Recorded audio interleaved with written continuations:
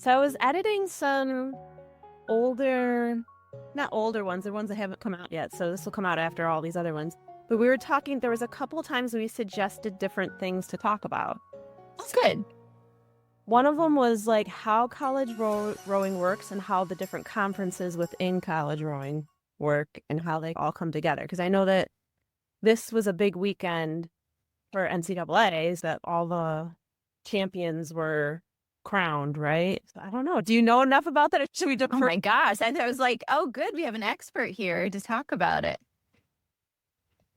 I was going to be the expert. Oh my gosh, Adrian. Have to do some research before we start trying to talk about all the college conferences and how. I guess I should figure out how this actually works. Yeah, let's do our homework on that first Our homework. because I have a general idea, but I don't have. You probably have more knowledge than I have, having worked in college rowing this year. It just went where I was told to go. And I don't even understand like how there's rankings and stuff and how the rankings work, or I think there's a committee of people who determine these rankings, and the rankings actually help a lot with recruitment. You know, one thing that I can say is that when the rankings came out and U of R was ranked, the head coach was getting a lot more reach outs, just like, hey, how did you learn about us? And they're like, oh, you were on the rankings. Sure, yeah. Well, I guess it makes a difference if you're if you're on those rankings and all that different stuff. But I guess we should probably, okay, that's going to be our goal this week is we will research, because it seems like there's a lot of different parts to it. So maybe we research the different conferences. So there's all different rankings like on Row 2K. There's different conference rankings, CMAX rankings, which I think are like time and competitor based, right? So that's somebody's keeping track of every time somebody races somebody else and how much faster they were than that person, and how much faster that person was to another group boats, which is probably the more mathematical way of doing it. And then it compares the different divisions and all. Yep. That's always interesting to look at. But yeah, we'll do some work on that because I don't feel like I can talk about it much other than what's on Row 2K. Yeah, and like I wonder how my question is about like how did Row 2K end up being like almost like the be all end all of like where you need to post your. I wonder how that evolved. Because you think about competitions and the fact that you can't standardize a lot of things, and how Road 2K became important in being a place where results from races would get posted, and how they became. I'd love to research a little bit on like how did Road 2K become this. It's like a spot every rower knows to go to get either news or to look at classifieds. I know that I'm like a classified junkie. That I'm looking through the classifieds and seeing boats for sale or equipment for sale, or sometimes I check the equipment wanted just in case I might have something that someone's looking for. And I need a set of Mass Aero riggers. I have a boat that's sitting on the side of my house right now that was like in the garbage at the boathouse, and I brought it home. And like all it really needs is some riggers, a skag, and a seat, and some Okay. It was the shoes in the boat, no skag, no riggers, no seat. So I need those three things. Maybe that should be my project, to put some pictures on Row 2K equipment wanted and be like, hey, do you have the seat and the riggers for this? They need a home. Because sometimes a boat gets destroyed and like you have a set of 4 riggers and you feel bad because the oarlocks are still in good shape and the poppers are still usable and the backstays aren't bent. And so then what happens is that coach ties them up and puts them somewhere. Like they live in the dusty realms until somebody pulls that out and says, hey, it's usable equipment. So yeah. Well, that's cool. But Boathouse was it found, or where did you find it? Oh, it was just down at GWC at the Waterway Center. So it was like in the garbage, and I was like, hey, I can fix this. And then now it's sitting on the side of my house, which is, I need to not do that. That's the thing, not to take old equipment and decide, because A, it takes time to fix, and B, it takes time to find what you need, and then nothing's ever free. So you end up spending 200-300 bucks on trying to pull it back together. But I'm close to the lake. So if I had something like that, I could pop it on my car and I could just go rowing whenever. I wouldn't have to worry about the wind or anything like that. I could just plop it in and just go and have a row out on the lake. So that was my thought. It has a self bailer. It's one of those oceanic kind of ones. I thought that would be a cool option. The only thing is that they're kind of heavy. Yeah. And if I only have one, I'd have to bring somebody with me, and then they'd be like, Thank you. sorry, man. Okay. While I wait here for you. So I might have to, I don't know. I don't know what I'll have to do, but maybe get a kayak or something and then come along. I don't know. Yeah, that's an interesting idea. Yeah. Or you get a trailer for a kayak and a single. I know that then we just start getting crazy. We're getting a trailer, we're hitching it to a minivan. It just becomes next thing you have crew team and a boathouse. Yes. I'm trying to avoid that. Already did the boathouse thing. Don't want to do that again. Yeah. Mm-hmm. The hard jobs. Speaking of hard jobs, how's the crew team go? It is, we've got our banquet on Friday. So it's putting together the speech, and the person who's kind of organizing the banquet is pulling her hair out, trying to make sure everything's all set. And people they're like coming out of the woodwork. Oh, didn't realize. But it's coming together. And a lot of things with our team, it's very interesting because we had a lot of people graduate last year that had been with the team for a long time as a group. And it just feels like everything is being reinvented because we don't have a lot of people with that knowledge from the past, right? Which is good in a lot of ways, but also very hard because you can't just cut and paste. And sometimes it's really much easier to cut and paste. Yeah. So yeah, and our summer is looking very different than it has in the past. We're doing a week by week situation where people can sign up. At first there was going to be no regattas, and then I kind of told the coach, you're gonna have a little bit of a mutiny here. I told Shelby, I'm like, these kids are gonna want to race, and I know racing can be a pain, and it distracts from what you're trying to do. She has a whole vision for the summer, which is awesome, but kids want to race. And that's definitely being on either the board or just as a parent and hearing feedback from the parents through the kids, and people, they want to sign up to row and they want to race. So I think that's back on the scene for the summer. Unfortunately, Henley is not, at least for Shen, at least for this year. So we'll see maybe in the future, but Henley is such a monster. It's such a great experience, but it's a huge time commitment. It's very expensive. We're not super close. It's different than the teams that are in Buffalo where you can literally go for the day. It's a whole commitment. And so then what people do is they try to register in multiple races, but then those races are spread out. If Hannah's boat last year had just decided they were going to race the quad, they would have only had to be there Friday, Saturday, and Sunday. But you don't know that, right? So it's very hard to plan ahead because, okay, if you race on Friday, you don't make semis, go home. You know what I mean? And then they we'll just spread it out. So then they did the singles and the doubles and the 4 and the quad. And then you still only have one race, maybe 2, depending if you're like single. I think sometimes the single would be on the same day as the 4s semifinal or something like that. So if you make it for one, but that means a lot of downtime too, which is another very challenging thing for coaches, but also the adults that plan the whole thing. Because being part of those adults, I like to have as least amount of downtime as possible. Like, obviously the athletes need downtime, but like unstructured downtime is very challenging when you've got a group of teenagers. Yeah. So I think because of that, in this year, so we don't have a lot of, we had five graduating. Is it 5? So we have three girls. Four graduating. I was thinking of the prom, but we have four graduating seniors from the spring. We just had prom on Saturday.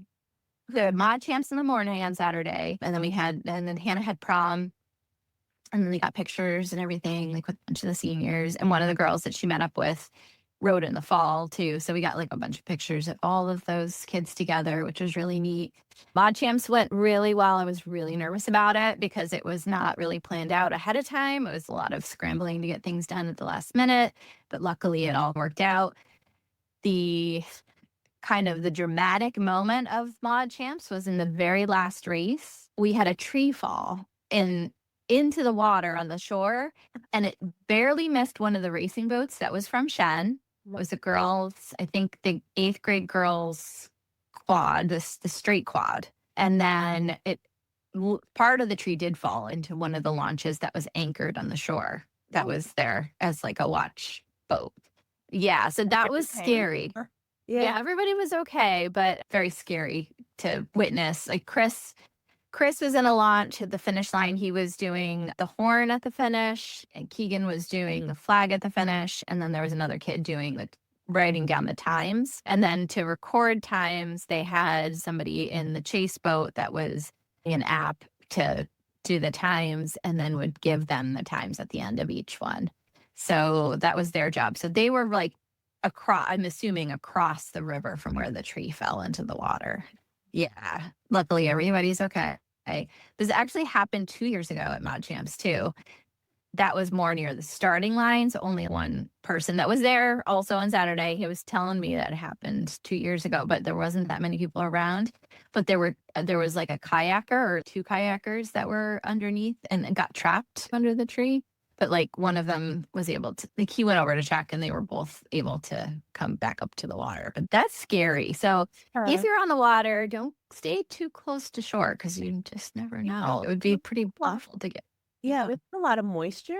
And I feel like the ground is still very like wet. Like it hasn't yet. And we have a forever wall behind our house. And I walked back there and I'm like, oh my gosh, there's all these trees that are down. Like a bunch of trees are just, I don't know if it's just like cyclical as far as like tree grows a certain amount of time and then get big and then the roots are shallow and it just flops over. But yeah, I've noticed that like a lot of like just tree, and it could also be like we had those, what was it, the ash borer or something like that. We had a bunch of like tree diseases that went around in the last couple of years. So I don't know, weakened a lot of these trees that are quite large and then the ground's really wet and we haven't, like, this is probably our first string of dry days in a row that we've had. So yeah, that stinks. That's crazy. Yeah. Yeah. So I think it's unnerving, especially because they're middle school. So the viewing area is right across from where it happened. So like I'm sure the parents that were watching the race all saw it happen too. So they were probably like, oh, I didn't think of that as being something I had to worry about. But luckily I said like there was plenty of people on the water that were there to help. What races are you guys thinking about this summer? Because I have my other screen up here. As I'm looking over like what's on Regatta Central, I'm trying to think of what's around here. The only summertime race we have here is Genesee Sprints, and that's got Masters thing, and I think that it might be in August. I think the coach put out a poll and I think it's going to be the Philly Youth Regatta. So we've done that in the past. And I think it's a nice middle summer regatta. It is in Philly. We all know how much we love driving down to Philly, but it's a pretty chill regatta. I was thinking about it. I was listening to our episode where we were talking about the Saratoga Invitational, and it's in some ways similar where you have a chance to win medals, even like by chance, right? So by luck.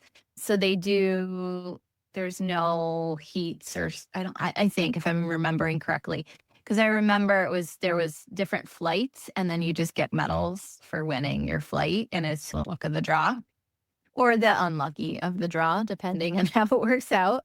But it's kind of neat and they've run it for years. We did the Overpack last year when Hannah was rowing for ECAC.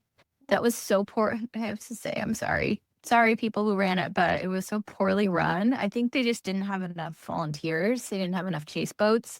So it just couldn't, the races, there was so many gaps in between and it just stretched out the day and it was a hot day and people were on the water for longer than they should have been. So I don't know what's going to happen to that race this year because pretty much everybody I know that was there were like, we're not doing this again. Because it was a bad, because it's hard to plan, right? Like when you're out of town and you're trying to make sure that everybody is fed and hydrated and you have your timing of when you're doing everything and then it's 3 hours longer than it's supposed to be. You're scrambling and trying to make sure everybody's okay. And the viewing area is very far away from where the boats and the athletes are set up. And so hopefully this year goes better for them. Yeah. But yeah, so I think that's probably going to be it. It's the coach's call. I don't know if she sees anything else. I was looking a little bit. There was an interesting one in Providence, which is where Courtney and John live. But yeah, I didn't see anything. I wish there was something closer to us that we could just run to. Years ago, there was something called the Empire State Regatta in Albany, and it was really fun because they would do the races would be a little bit on the later side, and then there was like this, I think it could, if I'm remembering correctly, almost like a carnival kind of thing, like a festival at the end with fireworks. So you're already down there, you race, and I remember hanging out and there were fireworks at the end, which was pretty cool. Well, Yeah. I remember hearing about the Empire States. I don't think I ever rode in it. So it's different than the Empire States Games. Do they still do that? No, but we also did that when I was in high school. Empire State Regatta was just something separate. It wasn't part of the Empire State Games, unless maybe I'm wrong. Maybe it happened to be the same year Albany hosted it and the regattas, but we weren't part of the games that year. I just remember racing in it. So yeah, I think it was probably separate. Yeah, like I'm looking, there's the Poughkeepsie Sprint Regatta. I did see that. I think that was pretty early on, right? That's August 8th, so that's around. Oh, it's not. Yeah, Hudson River Rowing Association, Pacific. Yeah. And then there's some of these are early. That's a Masters Regatta. And then they got some late ones on there too. It's tough. You guys could post a scrimmage. Because there's nothing that happens on Fish. Is there anything that happens on Fish Creek Sprint course during the summer? I'm guessing, so it wouldn't be us. We don't host anything. We can't. Saratoga's. During the summer. Do they pull that course? Do they put it back down? Is it like one of those things that lives in the water and they crank it back down or is it just up and it's always there? I have no idea, but I'm guessing in the summer is not the time to do a regatta in Saratoga because it's the boating.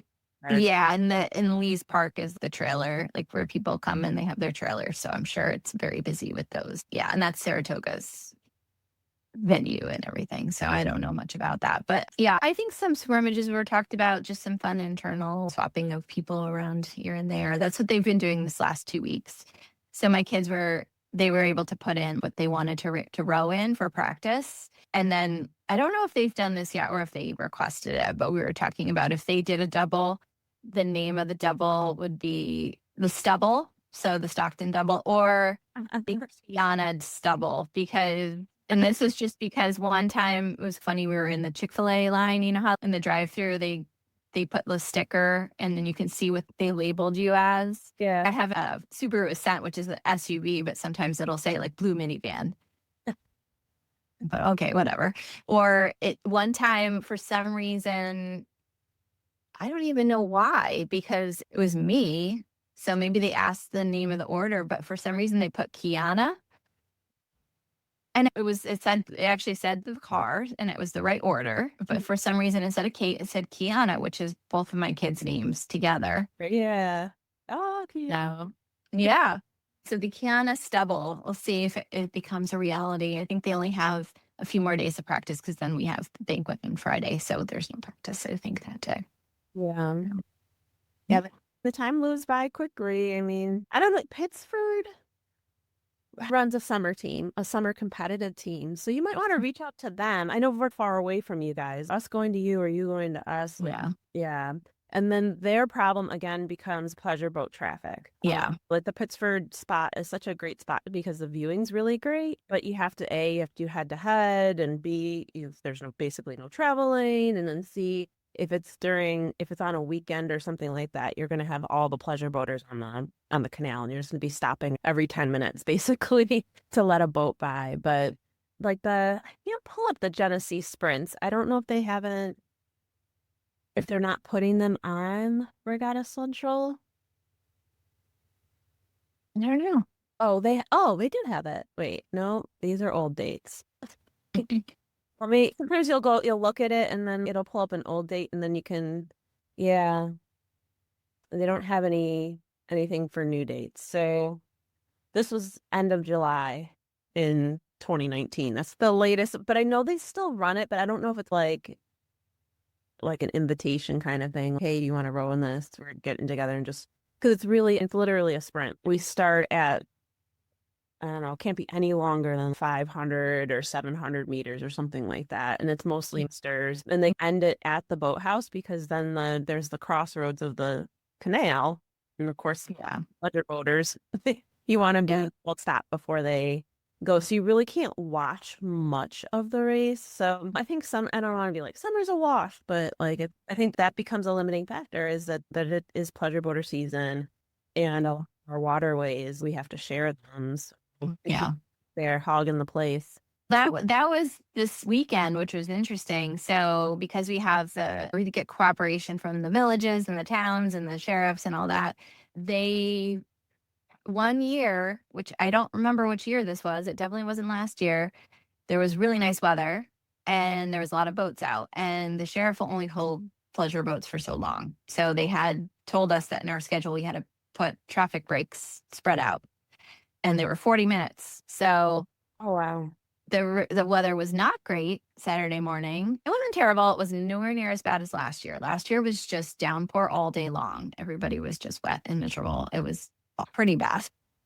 This year it was raining, but it wasn't too bad. And then it did lighten up, and it was a little windy, but it was chilly. Rain held off, so that was good. But there still wasn't a lot of pleasure boaters out there. So we actually started off late because, again, we were waiting for all of the launches to get to the site because the site's upstream from where the boathouse is. Okay.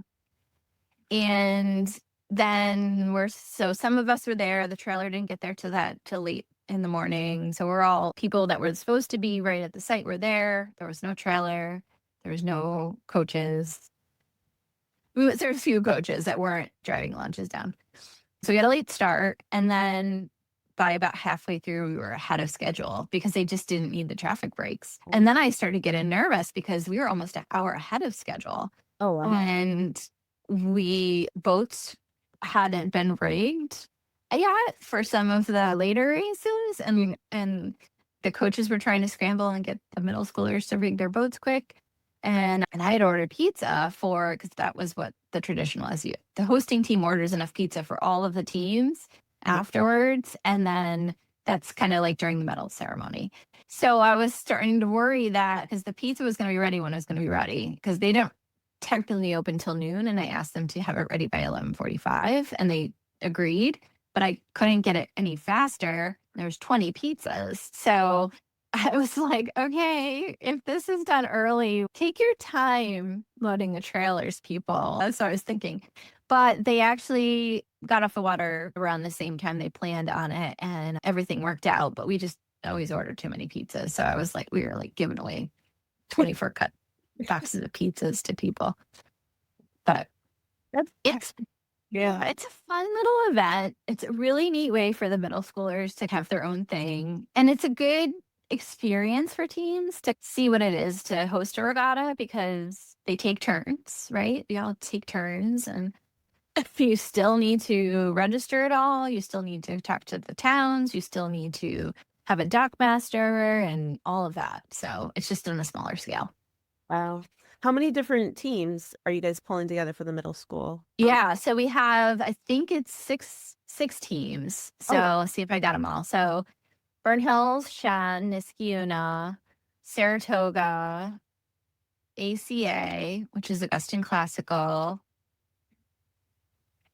actually Shaker and then Mohawk. But I don't know if Mohawk actually showed up or not. They only have 2 boats, and I don't think they picked up their packet. I think that's everybody. So maybe 6 or 7, depending.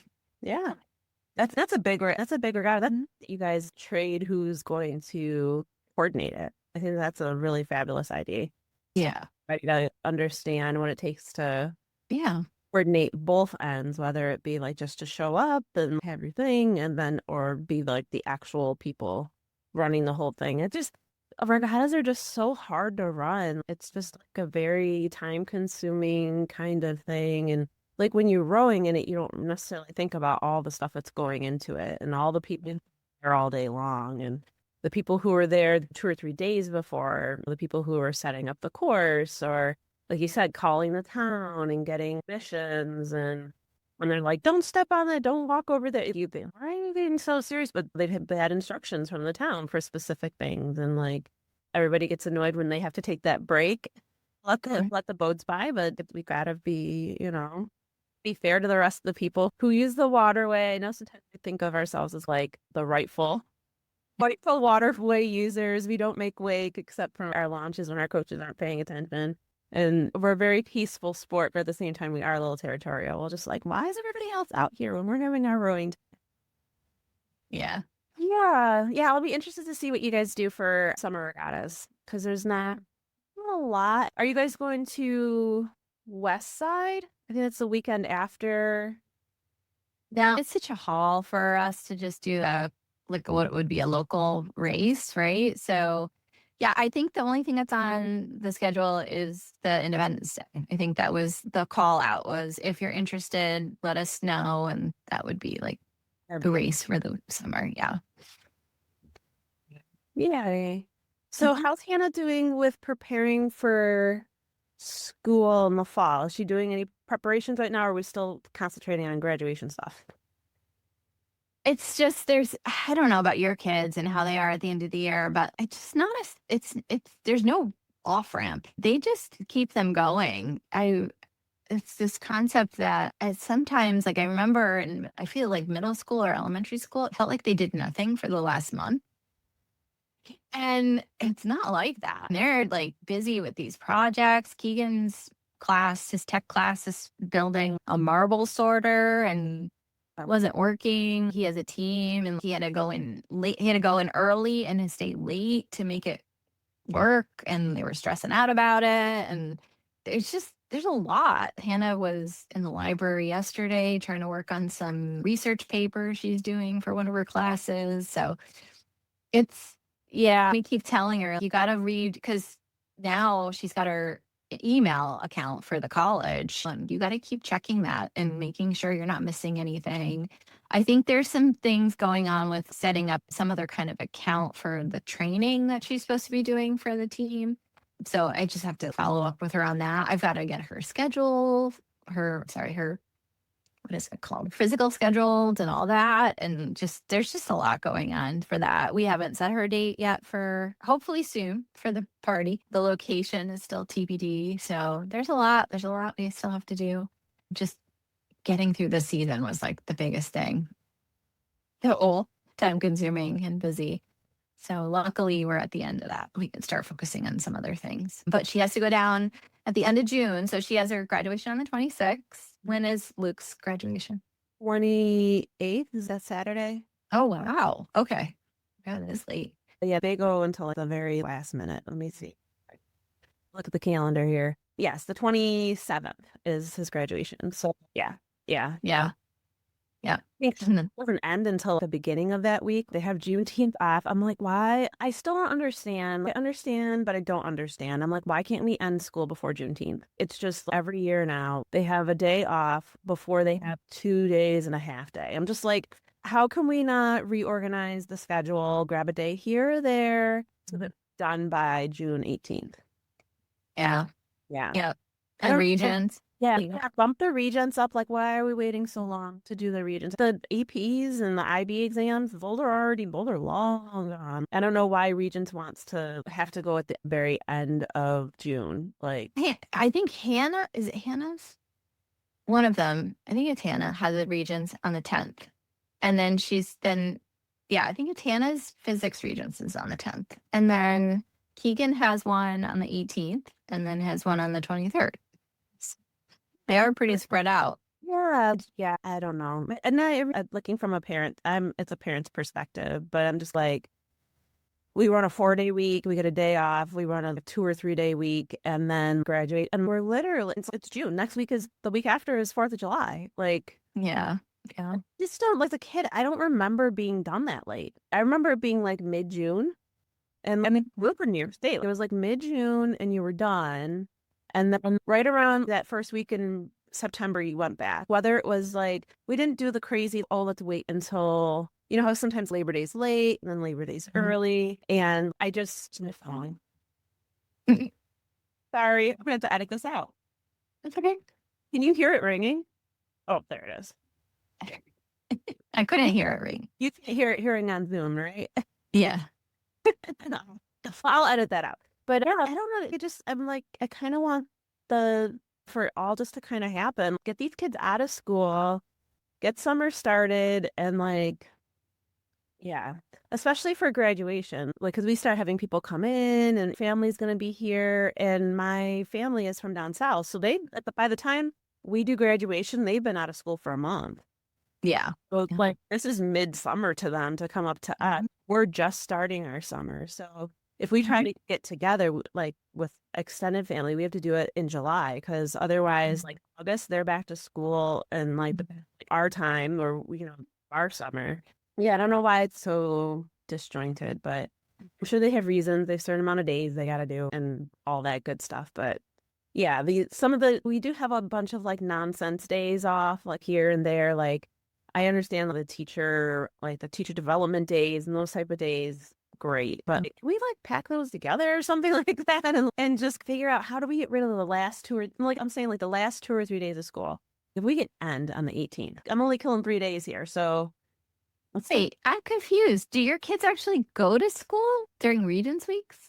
My middle schooler does. Oh, your middle schooler day. So he's watching television, he's watching movies for, half weeks, basically. Really, after Memorial Day, it falls off. Like, it's a lot of parties. Like, he already had his pizza party, and he's going to have a lot of these, like, little, like, wrap it up kind of things for clubs and stuff. Like, they wind down so much. I don't really think they learn anything in the month of June. So funny, we're saying opposite things, but it might just be like the difference between middle school and high school, right? Because like my kids are not winding down yet, but yeah, and then they're done. It's like they ramp up and then they're just done because once the Regents starts, then the high schoolers don't have to go. Yeah, unless they have the Regents. So Emma and Luke this is their last full regular week, and then next week. So because you're talking about Physics Regents on Wednesday, I don't know who has the first Regents and when that. So then their schedule will be disjointed because Emma will need to go to school when Luke probably doesn't need to. So yeah, he'll still be responsible for driving her. Or so. She hates riding the bus. Oh my God. She is such a pampered pet because Luke has a late birthday. And so he got his license early enough so that he's been driving for a while. So since Emma is 2 years younger than him. So ever since her freshman year, she's been driven to school because driving to school, and you can drive a sibling. They're like Bonnie and Clyde, the two of them. They go places, they do stuff. The other day I was like, why? It's 3:00. Where have you guys been? They're like, we stopped and we got a Starbucks, and then we decided to go over his house to say hi, and then we came home. Like 45 minutes after school's happened. And we're only 15 minutes. She got home at 2:30. They spent 4 or 5 minutes just messing around and going and doing their thing. But she's definitely pampered because Luke had senior trip this past week and couldn't drive her. He was at senior trip. They did a sleepover at Camp Corey down and it was funny. It was comical because Luke was telling us a story about how they checked everybody's bags for drugs and alcohol. So they're checking everybody's bag just to keep the trip safe. And then they gave them this caveat that they couldn't DoorDash anything to the campsite. So no, none of that. So I guess there was a big hubbub at one of the cottages because somebody had DoorDashed beer I'm like, how do you even DoorDash? I'm like, I'm an adult and I don't know. Yeah.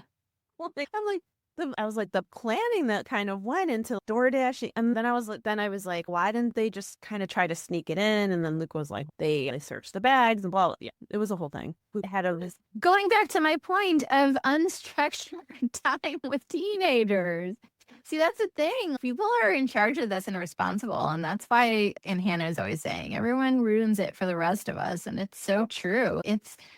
I know we did things in our day, but it's a different world now. And if you are responsible for kids, like you want to be responsible for kids when they're doing stuff like that. And then yeah, so I am impressed that they even do it overnight.